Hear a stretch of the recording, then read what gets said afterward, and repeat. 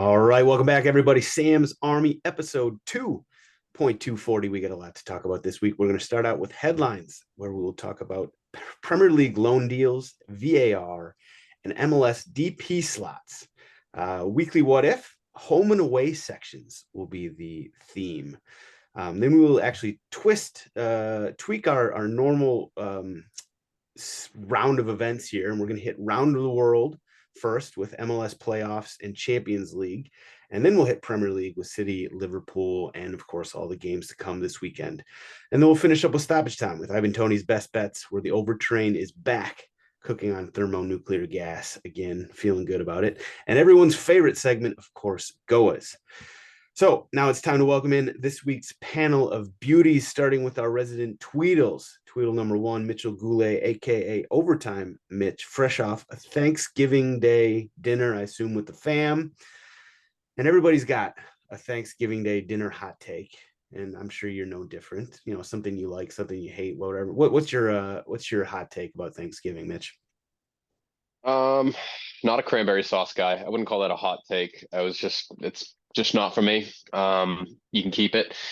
I was really unhappy with the amount of Travis Kelce and Taylor Swift's talk at this Thanksgiving. I think because I work in sport that I am inundated with it all the time, and I know what they had for breakfast on any given day. But as people who are not consuming sports content 24/7, my family members felt like they needed to share all of their thoughts with me, and I didn't have the heart to tell them that I just didn't want to talk about this anymore, that I didn't want to discuss these two individuals and every single part of their life anymore. I was real tired. Like before the main course was even served, I was exhausted. Don't talk to me about Travis Kelce or Taylor Swift ever again. So the new, like, why aren't you married with kids question is now like, let's Oh, talk they about know. They know. I've literally never brought a significant other to a family holiday. I have a 27-year-old track record of that, and that will continue until I get married, and then they're not going to find out until I bring her. But they don't ask me that anymore. Okay. All right. Sounds good. Sounds like a fun family event. Mikey, you're up next. Mikey Fowler, Tweedle number two, who is fresh off. I don't know what you've just been working your little tail off recently. What is it you've been doing over at Audiorama lately? Greg Olson, dirty work. The guy works too hard. He has a trail of shit behind him that needs to be made into content, and he just won't take a day off. So, for all the hardworking, amazing professionals in sports media you have, just remember there's a trail of producers dying in their wake. So don't forget about them. You look good. You look good, even if you're dead on the inside at the Thank moment, you. or dead tired anyway. Last but never least, we have our token gigantic ginger, St. Louis City center back Timothy Parker, who we all know had an incredible season, both you and the team. But things did not go to plan in the playoffs. So let's start here by asking you to bare your soul a little bit. What happened? What happened against KC? Yeah, I mean, it's one of those things that you repeat over and over and over again in MLS. It's like you got to get hot at the right time, and we just didn't.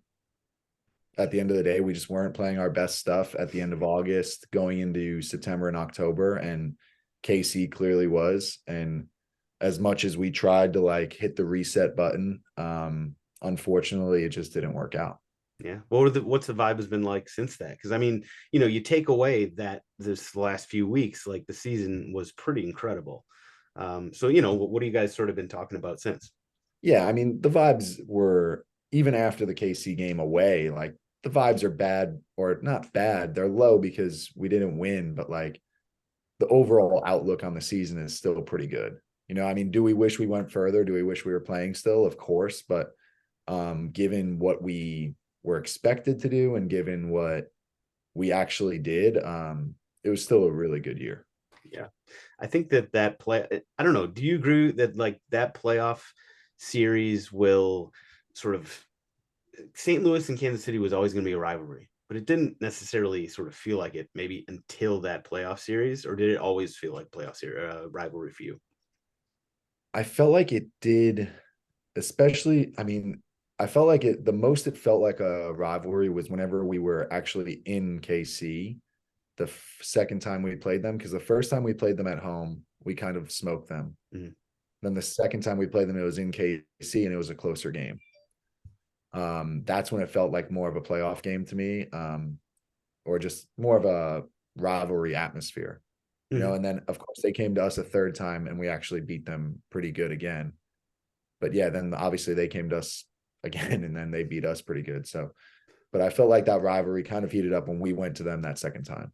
Yeah. Well, it's tough to beat a team 4 times, right? Yeah. Let alone 5. All right. We will talk more MLS in just a minute because the playoffs are, I guess we can say they're officially heating up now that they're finally playing again. But we'll get into that in just a minute. We got to start with headlines. So we'll start with the Premier League, where clubs voted on a temporary ban on loan deals involving affiliated clubs. The vote, and so we talked about this last week. You know, the big one was Newcastle and whether they'd get Ruben Neves from Al Hilal, which is one of the 4 teams that PIF, the Saudi Arabian public investment fund, owns the 4 Saudi teams, whereas they also own, you know, Newcastle. So Newcastle lost Toney, and now it sounds like they're going to go get Ruben Neves because this vote went down. And so the 7 teams that voted against it were, and by the way, so 13 voted for this ban, were in favor of instituting a ban. 7 clubs voted against the ban, and you needed 14. So they were 1 short of getting the ban. It would have been temporary, but put in place. The 7 that voted against it were Newcastle, of course, Manchester City, Burnley, Forest, Chelsea, Wolves, Everton, and Sheffield United. So all 7 of those teams or clubs have, affiliated clubs. So they all voted in their self-interest. Of the 13 teams that voted against it, a special shout out to Crystal Palace and Brighton, who are clubs that have affiliated, sister, brother clubs, whatever, who could have used this to their advantage, but they actually voted against the ban. And Manchester United fits in that category too, if the Radcliffe deal goes through. So interesting news. Mikey, I feel like you this is something that you probably have some thoughts on. No, are you for, against it? You hate it? Now you got to unmute yourself. Even warned. Well, listen, that's a calling to all Colorado Rapids players. Pack your bags for North London, my friend. So there's 2 ways to look at this, right? One is the precedent has now been set that this can happen. 2, I don't think anybody is going to take the heat of this exact transfer window to execute something. But when I just look at the names, I don't give a shit if it's Ruben Neves. But imagine if Karim Benzema joined somebody right now or something like that. Then I would care. I don't think I'm going to care for another 365 days about this because I don't think it's going to happen right now. I don't think this matters in the Neves situation may not change anything. But I will care in a year. So that's my take. It does make me angry, but I no, it's coming down the line. Not now. So somebody needs to absolutely take advantage of it. It's going to happen, but it's not now. Okay. All right. Mitch, Tim, any thoughts here? Yeah, I think a lot of other fans are going to join Mikey in a year from now because Ruben Neves doesn't necessarily move the emotional needle or the cultural needle for people. He's not as big a name as a Benzema or an N'Golo Kante to maybe go back to the Premier League. But when we see that one big name, we don't know who it is yet, but it's going to be one big name that draws attention to this vote a year from now. People are going to be having some opinions on it, some stronger opinions than we are right now. Yeah, Neymar is another one who could potentially. That doesn't matter. His knees all busted up. Tim, any thoughts? I mean, it definitely gives clubs the ability to get really creative. But yeah, I mean, kind of what these guys are saying, it's not there yet until someone actually does it. And I can't wait to see who the first guy to be is going to be on that list. He's going to have a target on his back immediately. Fans are going to go out all the way after him. So him in the club. So it's going to be fun when it actually happens. But until then, we'll see who has the stones to do it. Yeah, I kid about the Colorado Rapids thing, but it is isn't the worst rule to have in place if you're bigger than your affiliate club, giving guys a shot or using them in case of really bad injury crisis, stuff like that. Like there's a reason there's affiliate clubs, but like I think there needs to be, I don't know, a wage cap or something on that. I don't know.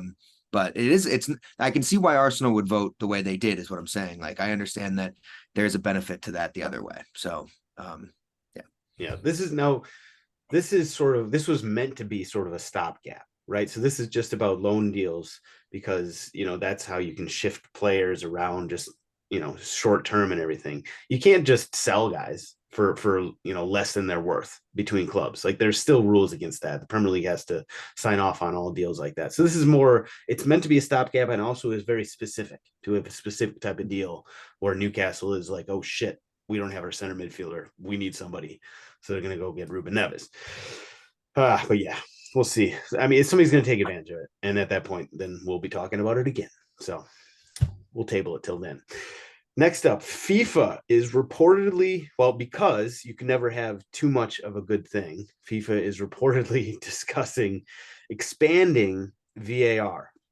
So that means it would potentially allow for video review of more situations. This would involve free kicks, corner kicks, and second yellows is sort of the ones that I've saw thrown around. Mitchell, love it, hate it. God, hate it. Hate it. The entire football world is unhappy with how VAR is implemented right now. And FIFA says, "Oh, okay. So you guys want some more of that? Is that what you're saying?" Exactly. We need more we need more disruptions to the game. We need more referee decisions that are made on a computer instead of in real time. Like, what are we doing? This is why I'd love to hear the logic behind some of this too, because to a point, accuracy of referee calls is not the goal.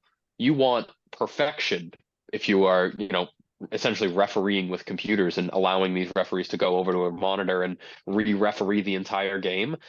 You take away flow and momentum and rhythm of a game. You take away fan experiences and celebrations after goals, or like you take away the emotional parts of a game that make the game beautiful and that make fans want to come to a game, and you make it more of like a transaction between two teams, and nobody wants to watch that. Transaction rather than sport. I kind of like that. Referees are the middleman, and it's a transaction between two teams. Like that's where we're going. We're taking the soul out of the sport. Yeah. Okay. All right. Well, I think we're risking, going into later things because I know Tim's got a lot of thoughts on VAR and maybe the way it's being implemented in MLS. So for right now, I'll try and keep it limited to this discussion. I put out a tweet earlier. I said, what was it? I got to pull it up. My brain is so blown at this point. So VAR fixes errors in 0.07% of subjective calls, e.g. foul or handball. And the other 99.93%, it fixes nothing while adding another layer of human fuckery and sucking the free-flowing beauty out of the sport. So the key question Quick question. Did you pull those out of your ass, or are those actual statistics? Oh, I completely pulled that. The numbers. Okay, yeah, the math is fuzzy. The math is a little fuzzy here. The key question is fixing the 0.07% worth ruining the other 99.93%? And I'm trying to distill, because you have to distill your thoughts down into these like tweetable, sentences. Otherwise, it's too nuanced and nobody wants to listen to you, and nobody cares. So I think I'm trying to distill my thoughts on VAR down as much as I possibly can. And I think basically I've come down to where I was before, which is VAR for subjective calls. It's horseshit. It's not going to add anything to the game. It's sucking away the beauty. And I'm not a fan. If you want to, it's out, like the toothpaste is out of the tube to a certain extent. You can't take VAR away. I really don't think, like, totally. So for objective calls like offsides, quicken it up, speed it up, have let us hear the communications between the VAR and the ref, and I'm good with that. Now, Tim, should I throw it to you, or are we gonna get into the stuff we're gonna hold off for later? No, I mean, I'll just touch on it a little bit. I think VAR is in one way helping, in one way ruining. Because like in some aspects, you get like the calls right when sometimes they're wrong. But my problem is like it's different in all different leagues. Like the technology is different in the Premier League than it is in the MLS, than it is in like I think the Bundesliga is on par with the Premier League now, but it's still like it's just at that point where you watch different games and you get different levels of it, where I just don't know why FIFA would add things when some leagues might not add them in. So it kind of just creates more disparity between VAR and just creates more complaining from fans because they're like, oh, in this other league they don't do that, or in this other league it's so much faster, they get the call right away. Like especially with offsides in the Premier League, like look, say whatever you want about it, but it's exact and it's correct right away, right? Like there's no really wrong answers there. Like you can be mad if the guy's toenail is offsides, but he's offsides, it's computer generated, and yeah, it might be a flaw to VAR, but I mean, it's better than getting the referee in another league that's just scared to put up his flag. Yeah. And it's tough because there's different refs in every game too. It's hard. And the Premier League does, they do as good a job, I think, as anybody, I would say, on offsides, unless like the VAR official just doesn't look at a guy who's keeping somebody offside. Wasn't that an Arsenal thing? Okay. Anyway, we'll get just a note, by the way, Serie A, I watched 2 games today, and they do a wonderful job of VAR on offside. And it's just like it. And I know that the technology is available to Premier League officials too, and they choose not to and implement the human side to it. Did they do the same thing with the lines? No, they just have a real full 3D view of it, and it happens in 1 second. It looks like a plane. They use it at the World Cup as well. Very good. Yeah. Well, MLS does not use that, which we will talk about shortly. Quickly, last headline, because I want to get Tim's thoughts on this. So there's been murmurings of a 4th DP slot perhaps being instituted this offseason by MLS. So, Timmy, would this be a good thing or would this be a bad thing? Make Messi happy. Whatever you got to do to keep him here. Yeah, I mean, I think it's a good thing for the league. I'm sure this is also part of like Toronto trying to get back into the league because they need to get another player in order to be relevant again. But no, I mean, I think it's definitely good for the league. Do I wish they would just add that, whatever it is, 3-4 million to the salary cap? Of course. So yeah. I'm sure, I mean, we're due to have a meeting in Miami in 2 weeks' time. So I'm sure as a players union, we're going to have a big discussion about this and how the league wants to go about it and how we're going to want to go about it. Cause there's definitely going to be some tug of war between what rules they want to pass and what we're going to let fly. There it is. Heads up, owners. It's not going to be a free pass. All right, let's head to weekly what if time. So this one was a product of my brain. I don't really know why. I'm going to hate this one. I know. For sure. You guys hate like 98% of these things. Again, another statistic that I pulled out of my butt. But what if the Premier League did away with the rules that, restrict seating to home and away sections? So basically they go like the US, where it's like everybody sits everywhere. And every now and again you get in a fist fight. Would it be a net positive or a net negative? Mikey, I want to hear your thoughts. Man, it's a really tough question to ask right after Brazil, Argentina last Tuesday. You know what I mean? Like, imagine, could you imagine if those guys were scattered and this kind of thing broke out? Yeah, but you wouldn't have the protection of like this big group and feel like, okay, I'm invincible. I got like, 50 of my boys behind me who are all shirtless and, slightly pudgy, but are really ready to go to war. I don't know. I think there's something to be said for. They're too tight too. It's a different type of seating. It's too tight.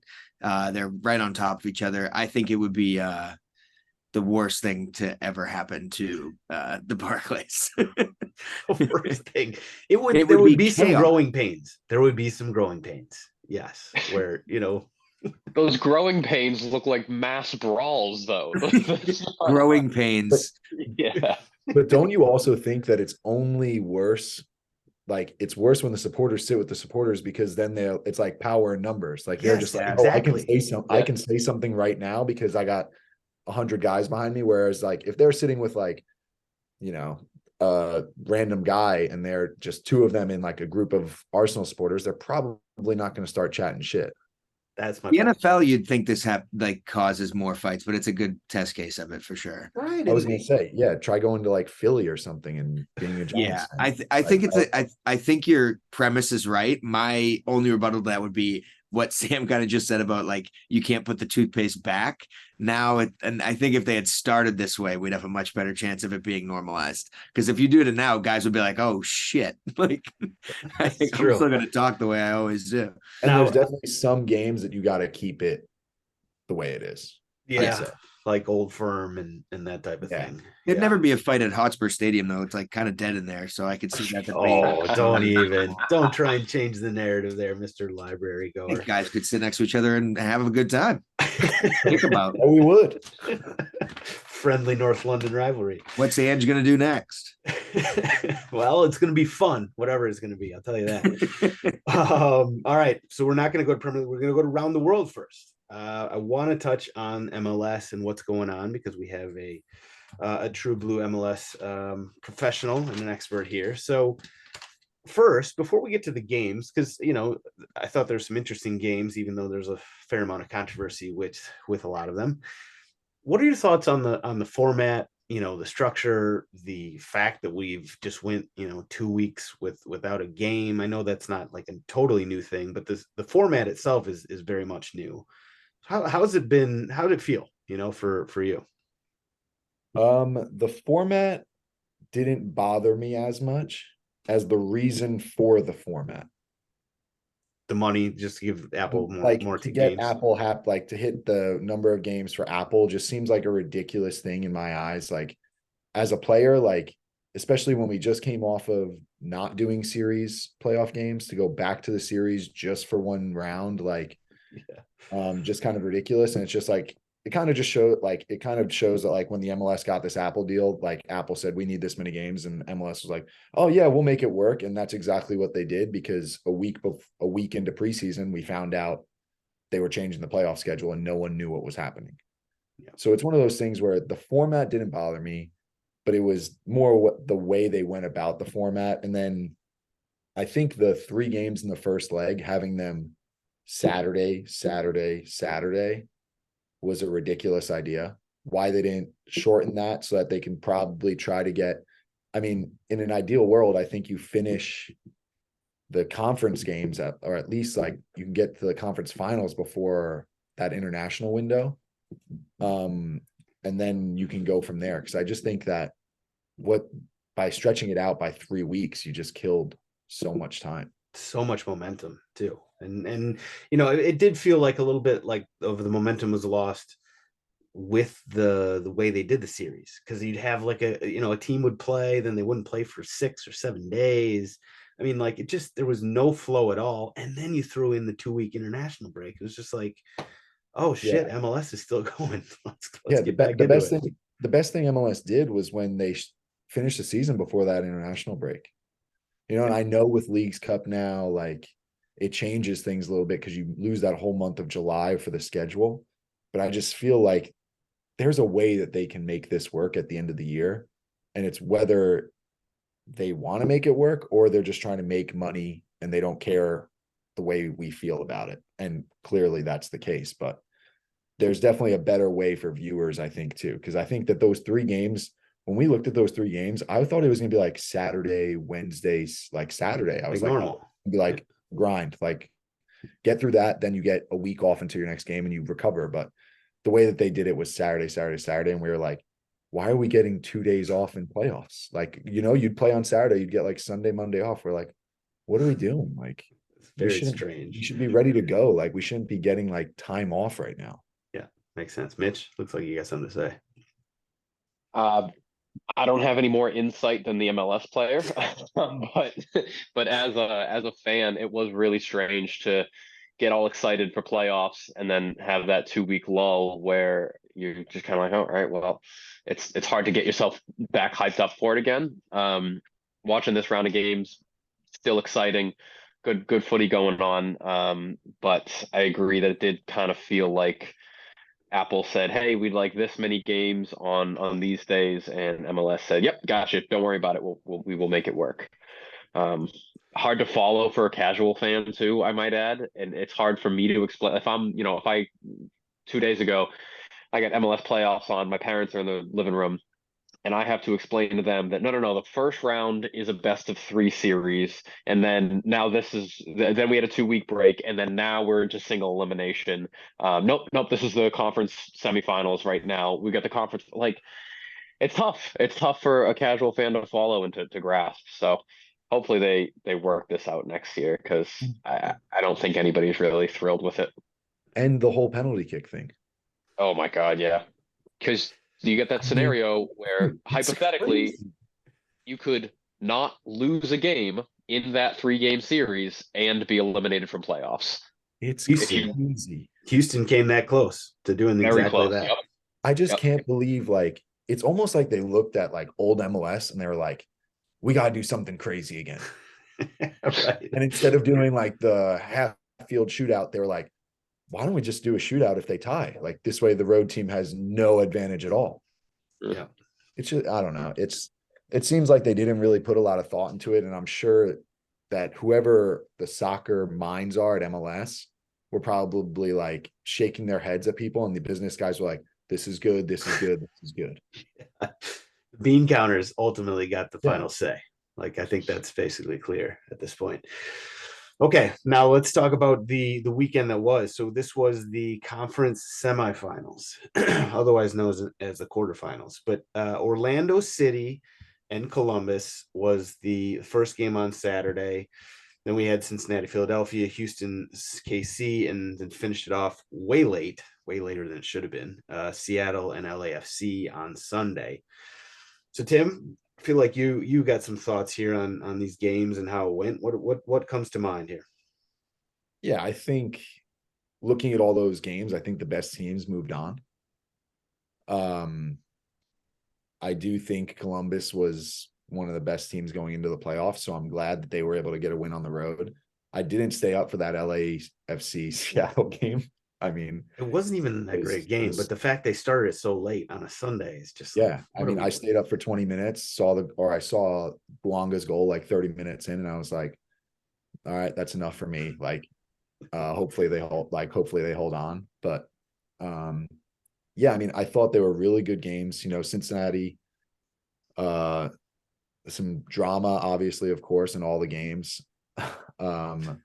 We can touch on that in a little bit, but overall, I mean, I thought that there was a bunch of good games. I thought there was no blowouts by any means. They were all kept pretty close. I think if you were like an MLS fan, the Houston KC game was a really good game to watch. Houston's playing some really good stuff right now, so they're a fun team to watch. How did it feel? You're fresh off of Houston. You played with pretty much all those guys that were out there. Was it bittersweet watching them sort of move on? In a way it is, and in a way it's not, because I am way happier now that I'm out of Houston. And they are a completely different playing team, and they got some pieces now too that really changed the way that they're able to play. So it is a little like bittersweet, because of course some of those guys, I lost, like, in 2 years I probably lost like 30 games with those guys. So like, to see them move on, it's like, wow, like, good for you guys. But it is good as well. Ultimately good to see them moving on, Yeah. for sure. And shout out Steve Clark, big good friend of the program. Yes. Mullet, by the way, that is a tasty mullet he's got going on right now. So there's controversies in all these games. The Houston Sporting Kansas City game is, obviously no outlier. There was the handball in that game. There was the offside that led directly to the game winning goal in the Cincinnati Philadelphia game. Were you sort of on board with either or both, or did you think that what would you come away with thinking from, like, because there was so much complaining on Twitter about the reffing from MLS I mean, this weekend. the best thing is you're watching it and like, you can't see it live. But then they go back and the announcers are even saying like handball offsides, like immediately. And you're like, okay, then you get it on the second look. And like, I thought in the Cincinnati one, I thought that was clearly offsides. People are like, oh, it wasn't clear and obvious. By when they did the like whatever that soccer math Twitter account, they were like, it was 3 inches. And I was like, I don't care. He looks a foot. Like he looks a foot offsides. If he was 3 inches or a foot, it didn't matter. He was like, you could tell by the naked eye he was offsides. And if people are like, oh, you couldn't tell that, I was like, look, whoever said that he was on is crazy. And I think the most interesting and frustrating part for me is refs, assistant refs now have the power to put their flag up or not. And it feels like they pick and choose moments when they should put it up because they're like, oh, it's just going to get checked anyway after the goal. And then sometimes they leave it down and then it's not obvious enough for the ref to make the call to bring the goal back. So there's just this gray area for like mistakes, and it just creates exactly what you said, Twitter to lose their shit. They definitely succeeded in that. Although they do that anyway, but this time it felt like a little extra. Yeah. Now, I mean, get those moments where like a guy's offsides and then you have to chase him and then whatever, they pass it, then he puts it in the goal, and then the ref puts his flag up, and you're like, I knew he was off. Then sometimes they don't do it when it's that close, and you're like, then they go to VAR and he's off anyway, and you're like, dude, just put your flag up. They're gonna check it. Like, you don't have to. I don't know. So I mean, it just, like I said, it just creates questions everywhere. yeah, it's tough. It honestly, it makes refs' lives harder, because now that every single call is getting nitpicked, every single call is getting second guessed, and they're like, well, scared to make calls because they know that what's happening above them. It's crazy. So the offside did look offside to me. I thought MLS was doing a pretty good job. I don't know if they're just lucky and avoided controversies somehow, but I thought MLS was kind of doing a good job with the way they were doing offside and kind of eyeballing it, as opposed to EPL and, as Mikey said, Italy with their 360 cameras and whatever else. But this one felt like a bad time to have a call that I think 96% of the world was like, yeah, that's offsides. I don't know how you allow that goal to go. And of course, it's in the stoppage time of a playoff game, and Cincinnati now moves on. The handball. This was Houston's defender was on the line, and it was a shot taken. It looked like his arm was against his body, more or less, right? But it clearly hit his arm. Is that a handball? I mean, he's making his body bigger, but his hand's in a natural position. I don't really know. I'm not sure. Like, it's just one of those things where, for me, I mean, if it doesn't hit his arm, it's a goal. Yeah. So you got to call a handball. It's not like it hit his body, then his arm. Like, his arm did look like it maybe moved a little bit as well when Shallowy hit it. So it's like when Shallowy took the shot. So it's like, did he move it just enough to like get away with it? Maybe he did, but to be fair, the camera angles were terrible on that. So, but I think it was, I can't remember who was doing that game, but it was, again, the announcers were like, oh, that's a handball. And I was like, okay. And the refs don't even review it. They don't even go to the camera, like nothing. And that's where I'm just like, like a part of me is like, you guys review some pointless stuff throughout the year. And now we have 2 moments in 2 playoff games where they're 1-0 games, and we're just not looking at goals. I mean, I have to assume they did look at it and like they just kind of decided it wasn't. I mean, I thought everything was reviewed, but because we don't have the communications, we don't know. Like, we just don't really know what they're looking at. But the head ref never went over to see it. Yeah. So like, maybe they're telling him in his ear, yeah, we're looking at it. We don't know. And then he's just like, well, that's inconclusive. But like, he can still go have a second look. Like, I'm sure there had to be more than, I don't know. It just for me, it made me like, left a sour taste in my mouth, because I was like, both of those goals, I was like, they completely, kind of botched it. Like they at least go over and make the scene of you looked at it, all of that. But I don't know. Then it was funny too. And like I feel like a couple of like you're on Twitter afterwards and you're looking at some guys, and it's funny watching the guys that work for MLS defend MLS, and I'm like, come on, man. Like, get off Twitter trying to defend this. Like it's too much. No, I mean, if Tyler was on here, I would absolutely have roasted him for it. But like, I think it was Andrew Wiebe or something, and I was like reading his tweets, and I was like, dude, enough. Like, come on. It's like I get the league's paying your salary, but like you don't gotta like die on this sword on Twitter for them. Right. That's a tough spot to be in. It is. Oh, it is. That's when maybe you're just like, I lost Wi-Fi. I don't know, something. Right. No tweets like Ohio State after the game. Just don't tweet for like 6 or 7 hours. Mikey, Mitch, anything stand out?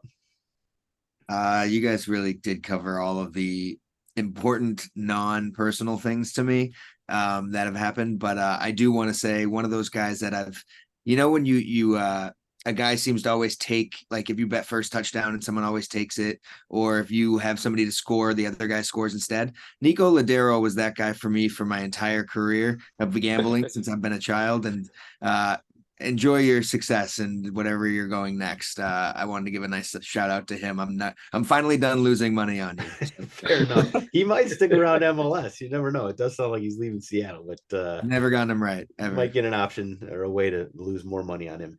So 2 quick things. One for sure. So I just feel bad for Philadelphia fans. Like the Union fans have been through like a lot lately. That Eagles game last night. Listen, I'm not talking about Eagles. I know they're probably like the Venn diagram is a circle, but I'm just talking about Union fans.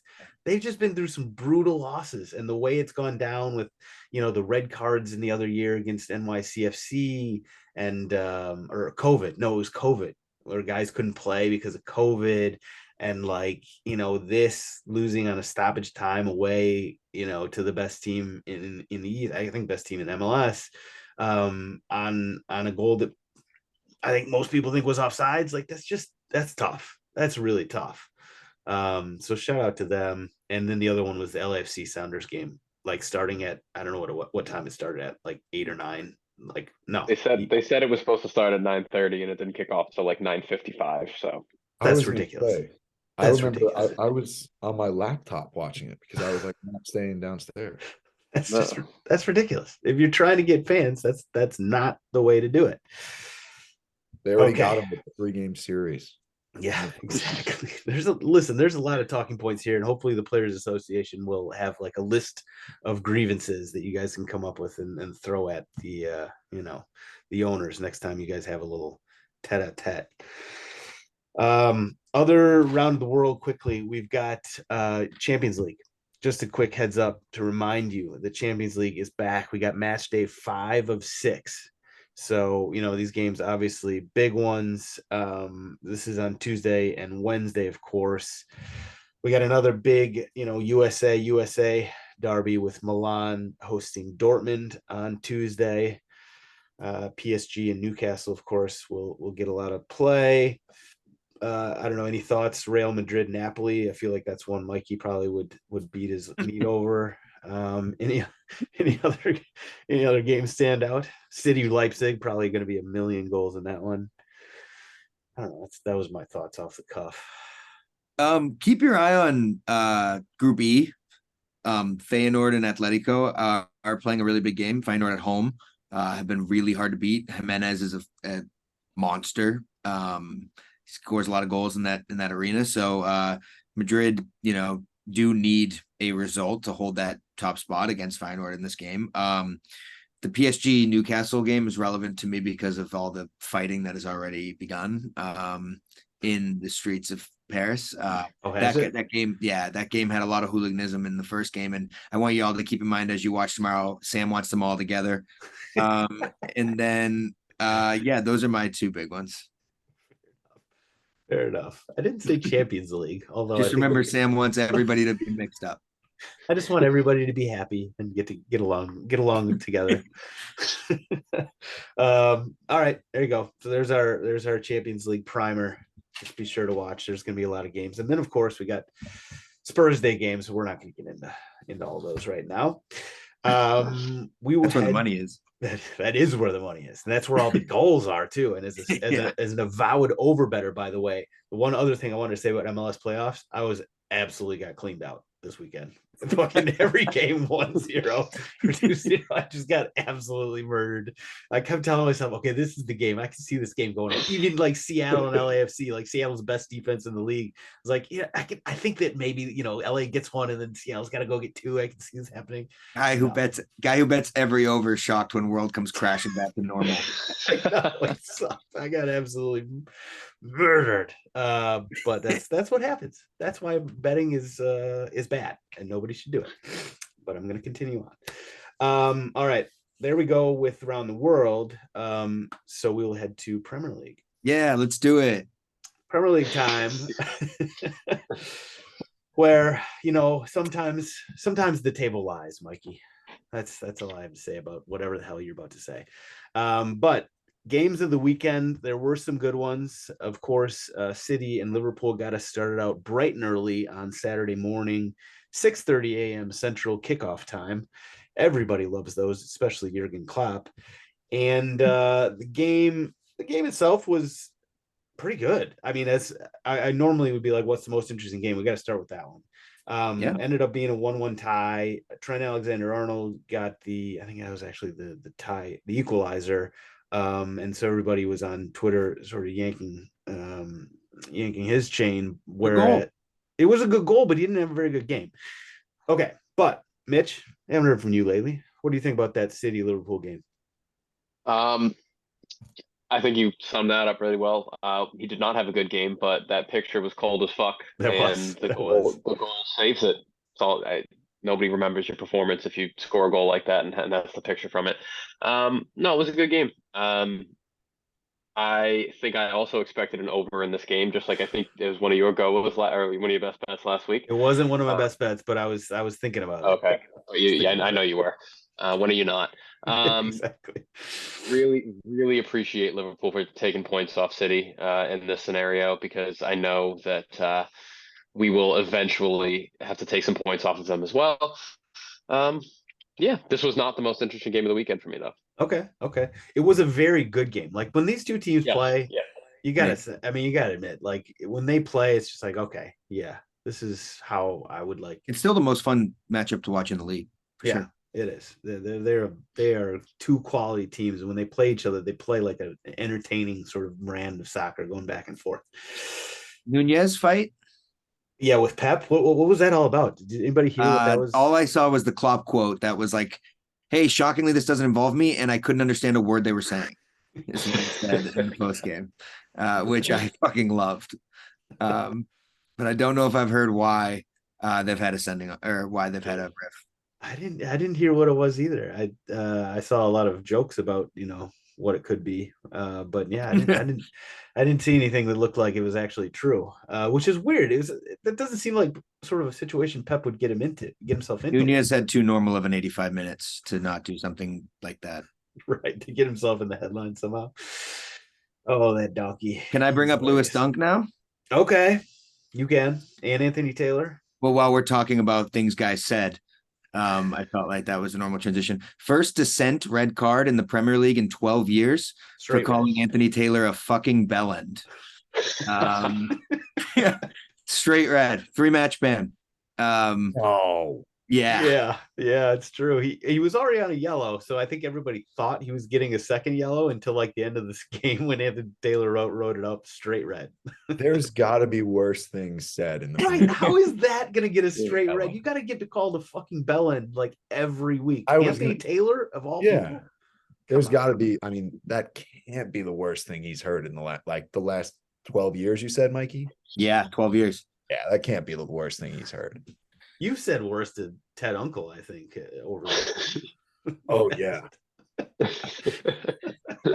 I got after Ted when I saw Ted after the All-Star game when he called that handball against me against Arsenal. I was like, I saw him like probably 2 months later. And I was like, Ted, I have been waiting to see you, man. What was his response to that? He was just like, he was like joking around with me. And I was like, Ted, I never even looked at it, but I don't care. I was like, you ruined it for me. Wasn't it like the game was out of hand already? And it was. I mean, I'm not kidding. It was a minute into the second half when I got called on Yeah. yellow. And the ball like hit my hand. My hand was away from my body, but like there was nothing I could do about it. And I was just like, Ted, you ruined it. Weirdly enough, I was right there. So I was like right in the front for that. And Odegaard was like, can you please not? Can you please not? Like, this is so stupid. Nobody wanted it. And in a friendly, common sense didn't prevail. It's ridiculous. Tim, you had just subbed on, right? Yeah. Oh yeah. This Yeah. is like a minute into my all-star experience. I'm like, I'm just like looking at this guy. And like even the Arsenal guys, like Mike, you're saying it right. Like, because then Miazga had one reviewed like 10 minutes later. Can we play? And like everyone was just like, guys, come on, let's just play. Like this, we're out here to like, we've got like 9 forwards playing. Can we just like ball moving? I mean, it's an exhibition. Just we're not splitting the atom here. Let's just play some soccer. I would love to know what you actually said on some of those occasions, but we won't get into that. We're not trying to get you fined at this point. We're talking about Lewis Dunk. Yeah, sorry for going out of order there. That's all right. I actually had him / Anthony Taylor written down as one of my GOAWs this week over that situation, but it's Back good to that you brought that drawing up. And that game was kind of crazy too, but they ended up winning, I believe, over Forest 3-2. Yeah. But Mitch, I'm actually interested. So what was your most interesting result of the weekend? I liked Spurs Villa. That was such a fun game to watch. To watch Son get a hat trick of disallowed goals, that was electric. That was If you want to talk about a VAR masterclass, all 3 of his were disallowed for offside, and I don't remember if it was his first or his second, but it was maybe he was like a nipple offside. It was just that, and I would be livid if I were him, because they were all 3 good, like well worked goals. We got to credit Villa's like high line as well. They did it all game. They were organized and they did it to perfection. They pulled that line at the correct time every single time. Now I'm pulling this stat out of my ass, like I pull every stat out of my ass, but I saw some data on the Twitters. Emery offsides. Yes, Emery offside. I think it was like 121. No, it's 135 for him. The next highest was like 90 something. Yeah, His club was crazy ever since he came to the league. Offsides, yeah. It's wild how much how good they are at pulling that high line. And also, I just want to point out that the Ange new famous tactic of 4 fullbacks is my new favorite thing. I can't stop looking at the Emerson Royale Ben Davies center back pairing from long may it last. That was they could use a Saudi club. we could absolutely use something. Pick anybody. I mean, listen, if you got Ben Davies and Emerson Royale as your starting center backs, and then like you got Eric Dyer coming off the bench to spell them partway through the game, I mean that's nightmare fuel right there. And shockingly, we didn't win the game. But the weirdest thing about that game is that we played well enough to win the game. Oh, that's even better. Yeah, we should have been up like 4-0 after like 20 minutes. It was crazy. Yeah. Tim, did you watch that game? No, I literally did like a soccer removal until these MLS games came on. I was gonna say it when you asked Mitch actually earlier in the pod about like what bothers you about Thanksgiving. It's like my family being like, oh, like how was the season? Like, like are you gonna watch the playoffs? And I'm like, why are you like, yeah, it was a good year. Like, they're like, man, shame you guys lost. And I'm like, yeah, I know. That's why I'm here right now. I was there. Stop rubbing it in. That's like they take all their questions from sideline reporters. Yeah, and it's just like, it's just the most ridiculous questions about like the year and stuff. And I'm just like, look, can we talk about like football or something? Taylor Swift and Travis Kelce. Yeah, let's talk about that other than soccer. So I basically decompressed from soccer for like 2 weeks afterwards. Good. And it just didn't work. It didn't take. Nope. So the thing about that Spurs Villa game is, number one, Villa's good. I mean, they're a good team. So like the fact we lost, I'm not surprised. I think I said, in fact, it was one of my overs. The fact it was only 3 goals in that game is bananas because Spurs should have had a few more in the first half. Villa could have scored some in late. It was definitely a tale of two halves type of game. But the fact that Ange put out the 11 that he put out there, I don't think he really had a choice because of our red cards and suspensions and injuries and everything. But the fact that we went toe to toe with Villa and could have won that game with Emerson Royale and Ben Davies in the center back position, it kind of gave me like some hope.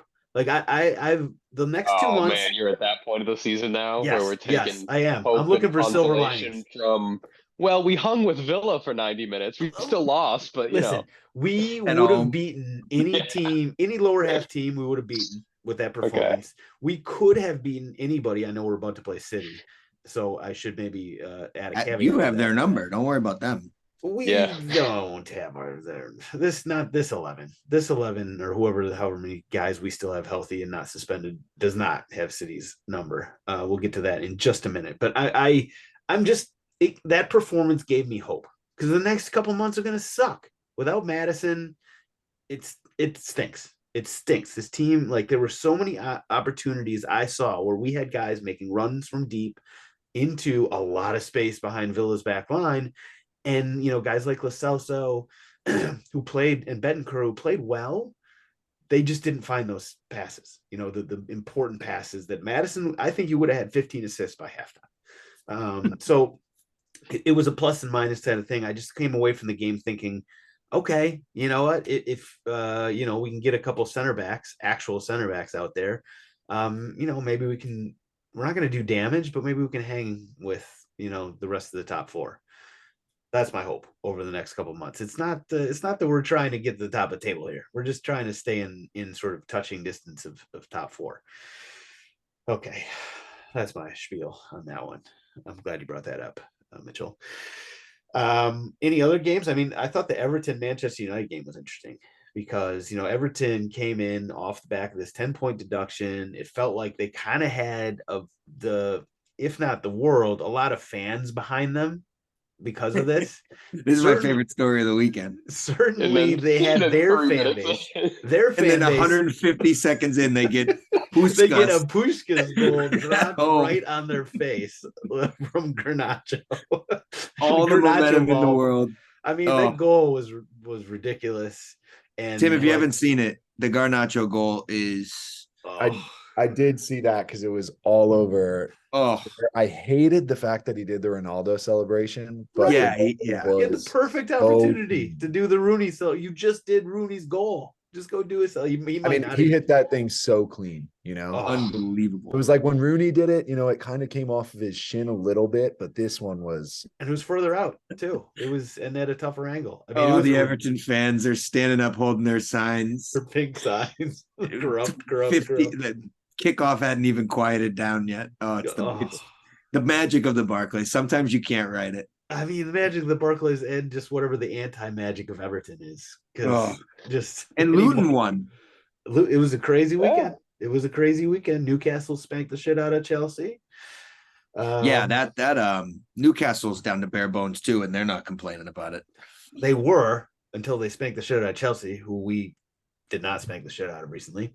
Right. Although we would have spanked the shit out of them if we hadn't gotten, suspended and red carded and injured and everything. I got you. Yeah. Before my hiatus, I do remember Trippier going over the sideline. Exactly. He was whining. That's right. Thank you, Tim. Anything else from the week? No, let's move on because we can touch on Havertz. Congratulations. He was going to be a Goa. A second. All right, I'll leave it to you. No, I mean, listen, the guy scores goals all of a sudden. Well done to him. But let's do power rankings really quickly. I'll, in fact, just one of us, and then we'll critique it. So we won't go through all 4 people. I feel like Mikey. I feel like you can throw a top 4 at us off the top of your head. Yeah. Does anybody think City isn't the top seed still? I have him top. Oh, Mitchell does not. We get beat. I think we are at top. Okay. Was that the question? Well, Yeah. they're your top of the table. Would you take them number one in power rankings? Yes, I would. Okay. Well, yes, I would. I still think there's a little bit of cohesion in the attack that City does have sorted that we don't yet. So I will say out of 10 times, I'd say it's like 6-7 to 4-3 still City. But that doesn't mean table wise anything, because Arsenal's doing a new type of controlling way of playing to rack up points, and maybe they're playing a different game than they're on a 3D chess and I'm still on 2D. But I have City top of my power rankings, followed by Arsenal. Then Liverpool has to be there, and Newcastle in fourth. I don't disagree with any of that. Mitchell would put Arsenal first. I'm gonna flip the top. I'm gonna flip the top two, but yep. Yeah. Tim, United not above Newcastle either, right? For anybody? No. No, I would keep it the same. Okay. And then on the bottom, we got it's sort of screwed up now that Everton got that 10-point deduction, so they're right in the middle of the relegation zone. Who would you, Mikey, go as your bottom three? Burnley and Sheffield are the two at the bottom. And that's the bottom two for sure. And it's hard to not like if people are going to be doing a historical Sam's Army like week by week picking here, not putting Everton in here after the week they just had would be catastrophic. So Everton for sure. I would put like Bournemouth in. I can't put Everton in high sweet. I would take Everton out personally, but yeah. I hear where you're coming from on that one. Where does the relegation battle start and end? Like, are we saying after Fulham? Are you including Forest in it? Forest is in it. Forest is in it. Is Fulham in it? Yeah, no. So that's the dividing line. Watching Fulham Wolves today, both those teams stand up. I don't think Everton will go down either. I think they'll recover from it. I mean, I think that I think you look at Luton Town and Bournemouth, and one of them will continue to crumble. I don't disagree. Yeah. I think if there was a year where somebody, even Everton, could handle a 10-point deduction, I think this might be. They were rolling before this. They don't. I mean, they got a 10-point deduction, and they're sitting on 4 points, and Luton Town's on 9. It's still not even like they have to recover that much. Like Luton Town's not going to go and win like 7 more games this year. Yeah, definitely. It may be a record low survival number. Yeah, it looks like it. I mean, the fact that Burnley is where they are, that's the real surprising one for me, which we've talked about. Okay, let's move on. Quickly, weekend preview. So a couple good games we've got to talk about. I don't know if Spurs City actually counts, but I'll include it. So we got City hosting Spurs, Newcastle hosting United. So that I think is actually the game of the weekend for me, by the way, Newcastle hosting United. And then at the bottom of the table, we got Burnley and Sheffield United. So those are the 3 games that stand out to me. Mitch, what do you be watching? Agree with you that Newcastle United is probably the game of the weekend. I am, for obvious reasons, interested in Arsenal Wolves. Wolves scare me. They always do. For some reason, they always kind of seem to get up to play against us. Chelsea Brighton will be interesting. That is 2 teams who have been super hot and cold thus far. Neither has really found footing, and I think this is an open game for either of them. West Ham will beat the bag out of Palace because Palace don't seem to know what planet they're on lately. Losing to Luton is bad. Like, you draw, fine. Luton can they've proven that they can get a result against a lower to mid-table team, but losing to them, not a great look. Not a great look. Palace is in trouble, not relegation trouble, but just like general trouble. And they're dealing with injury problems too, on top of it. Yeah. So yeah. Let's see. So Newcastle United is going to be really interesting because, as we just said, all 4 of us were like, we've got Newcastle ahead of United without a question in the power rankings. And yet, I mean, if you look at United's results recently, they haven't been that bad. If you take away the Champions League and you take away the cup, the cup competitions, it's just the Premier League itself. They've been doing quite well. And it shows in their position in the table. They're in 6th right now. Where are they? 24 points. So they're only six off the lead. And the way that we sort of have, not we specifically, but like the way that everybody has been talking about how bad their season has gone, everything, you would think that they'd be like, tied with Chelsea or something at this point, which they're not. So it'll be interesting if they come out and go to Newcastle, who are still banged up. If they come out here and do that, I mean, then we'll have to rejigger our power rankings. That's for sure. City. Oh, by the way, Timmy, thoughts on City Spurs? Do you think this Spurs team can hang some way? No. I mean, if they make it to like the 60th minute mark, amazing. Like, right. It's like, like stay afloat, fellas. But I don't think so.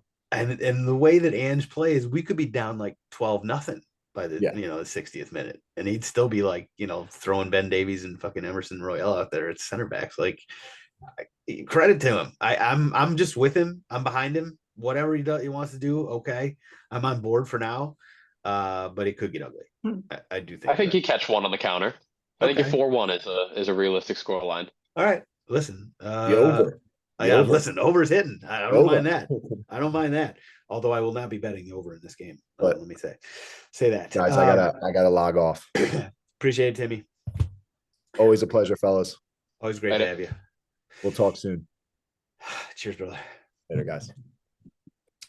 All right. So now we got stoppage time. That's the perfect little segue.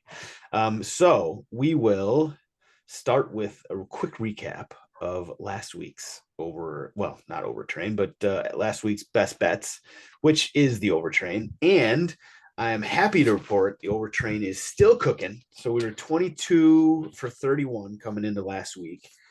We didn't start out so great on Wednesday, so the game actually got postponed. So you could call it a push. The game ended up getting played on Thursday, and it was 1-0, which didn't go over. So I'm just going to take it as a loss because I'm a bigger man. But from a betting perspective, it would be a push. From there, though, we were right back on it. 4 wins from 4 out of the next 4 games on Thursday. Costa Rica, Municipal Grecia, and Deportivo Saprissa, 1-2. Friday, PSG and Monaco, 5-2. Oh, I was feeling good then. Saturday, Dortmund and Gladbach, never in doubt, 4-2.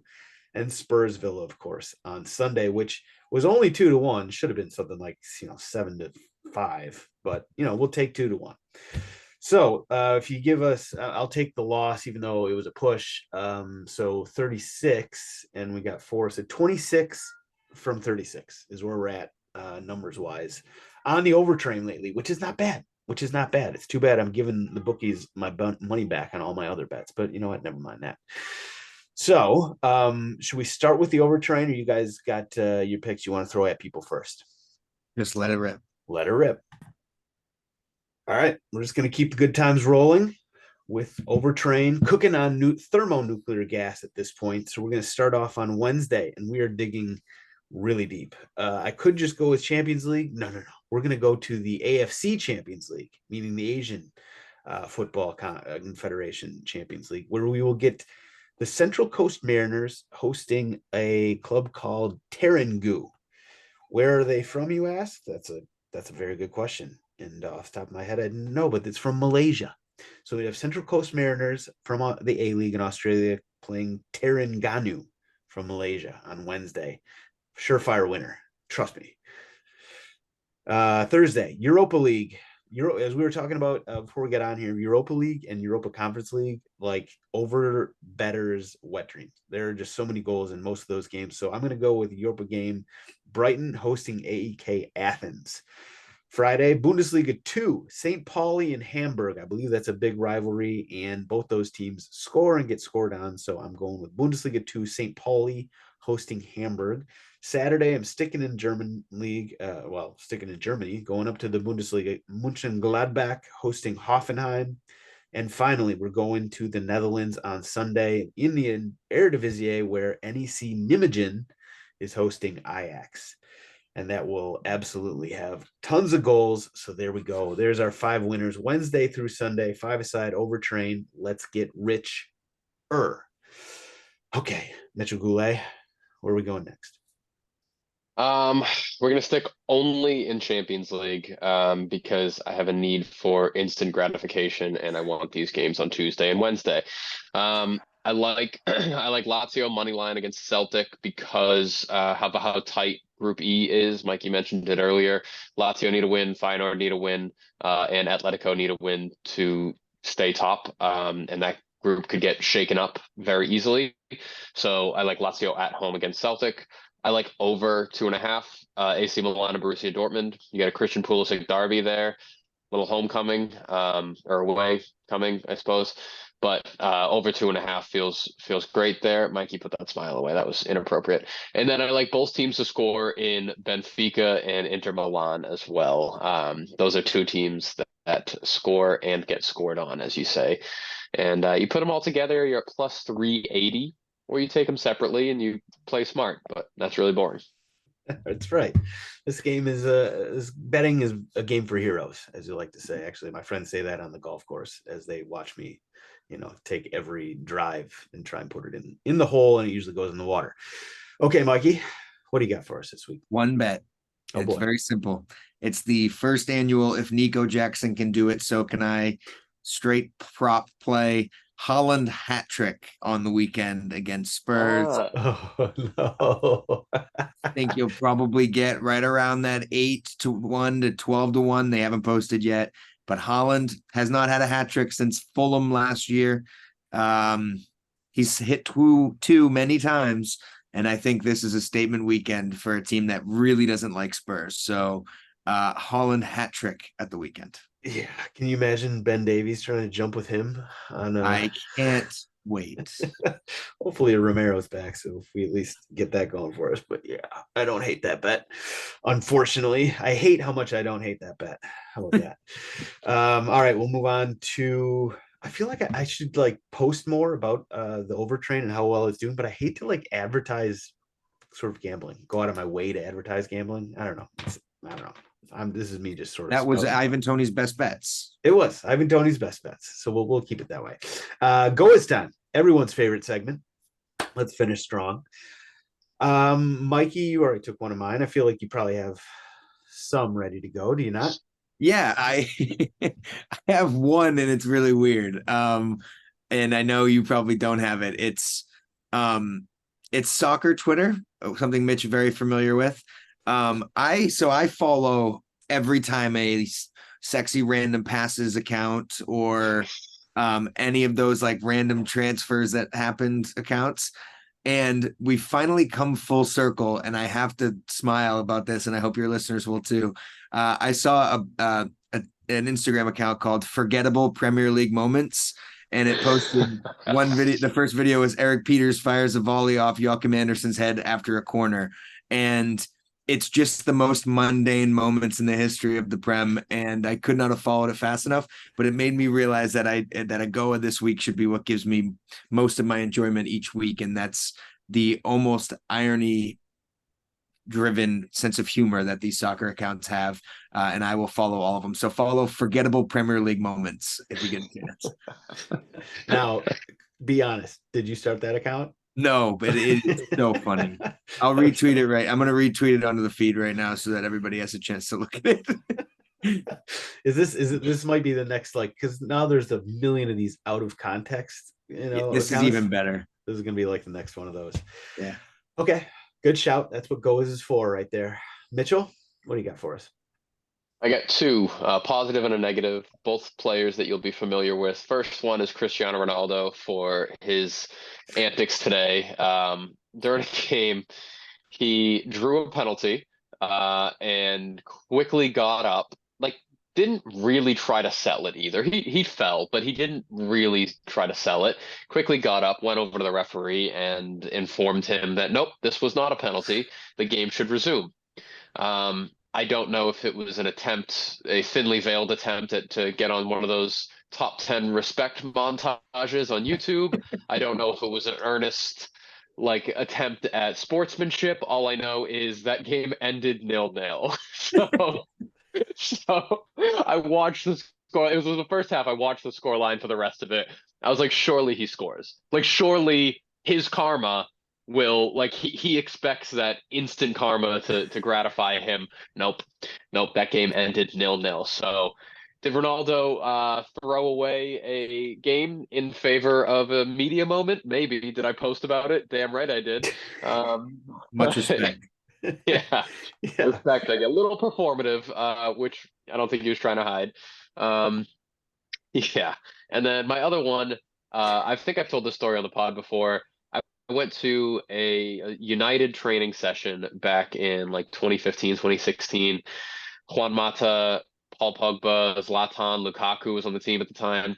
And Juan Mata just put in set piece after set piece in the exact same spot every single time. Ever since then, I've been a massive Juan Mata fan. He won 2 league titles in the span of 1 year with Galatasaray and now Vissel Kobe. And I can't think off the top of my head over if anybody's done that before. Someone probably has, but that is a hell of a feat. And I'm just a massive Juan Mata fan. To win 2 league titles in 1 year, that's nuts. That's crazy shit. So I figured I have a positive and a negative for you. That's a good one. That's good. Is that the team Vissel Kobe that used to Andres Iniesta. Yes. Okay. The black and white badge. Yes. Okay. On that Ronaldo play, this might not shock you, or maybe it will, but I had the over in that game. It was El Nasser and this Persepolis team from Iran. And the reason I had it is because they played each other before. There were a bunch of goals. What competition was that? If it wasn't the Saudi league, it's the AFC Champions League, just like the which shameful Paramount is advertising above the frame, above the fold instead of Serie A on the homepage. By the way, don't think I haven't noticed, you grubbers. League. Anybody's watching fucking AFC Champions League. Well, listen, I don't know if this is better or worse. This is even worse than that. Betting the over in the Al Nasser Persepolis AFC Champions League game. But that game got, first of all, it was Ronaldo saying, not a penalty, which me, the over better, I was kind of like, well, shut your mouth. Number one, and number two, well, don't dive. Then I was being a complete hater, and also I think he knew that it was going to go to VAR and he was going to be shown up as a diver. That was just my take on that. But then 5 minutes later, they got a red card. And the team that, Al Nasser, who was, the favorite at home, they were likely going to win. Like, they got a red card. So it was just an absolute nightmare of a game for bettors and myself specifically. So yeah, that sucks. What a shit show. What a terrible bet is what that was. So my GOAWs, I got a couple here. Honorable mentions I'm going to give to Palace and Brighton for voting against their self-interest in that, affiliated loans ban. Much respect. A little bit of respect anyway. The other one, the other honorable mention is Milan's Francesco Camarda. This guy's 15 years old and got his debut in Serie A. He's born 15. In 08. Oh my God. That is so 2008. I mean, they just keep getting older and we stay the same age or something. No, I think it's the exact opposite, but like, I keep getting older and they keep getting younger. It's like, it's even worse than the, Dazed and Confused quote. So Francesco Camarda, he's another honorable mention. My goal for the week though is got to go to Sergio Ramos, who got his 29th red card, which is, can you guess how close this is 29th red card since 2000? And so in the top five leagues, in top 5 leagues of Europe. So, England, Germany, Italy, Spain, and France. He's got 29. Guess what the next highest number is? Christian Romero this season? What's that? Not Christian Romero. Stop. He's only been you jerk. So he's got 29. Guess what the next closest is? I would guess 12. Like Puyol or somebody at like I don't actually know who it is. I just know the number. And actually Mitch was kind of damn close. The next closest is I gotta do the math. 16. Somebody has I'm guessing it's Pepe, to be honest with you. Although Portugal might not be in the top 5 leagues, so maybe that doesn't count. But anyway, 29 red cards since 2000. I mean, kind of that speaks to his longevity and the fact that he was playing every day for, however many, 23 years, which not a lot of people do. But 29 red cards. That is From my understanding on his red card, this most recent one that you're talking about, he was on a yellow already. He had a second yellow called on him. He went over to appeal the referee and said, no, go to VAR and check. That's not a second yellow. I think the referee was checking it anyway. The referee came back and said, you're right. That's not a second yellow. That's a straight red. amazing. So- Just a perfect way to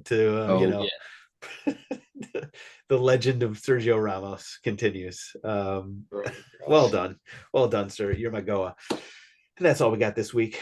Thank you, everybody, for listening. Thank you. Special thanks to Mitchell and Mikey, and of course Tim for jumping on. And hopefully Spurs are still a club that doesn't get laughed about too much after whatever happens to them on City this weekend. Go Tottenham, go, and we'll see you guys next week. Cheers, everybody.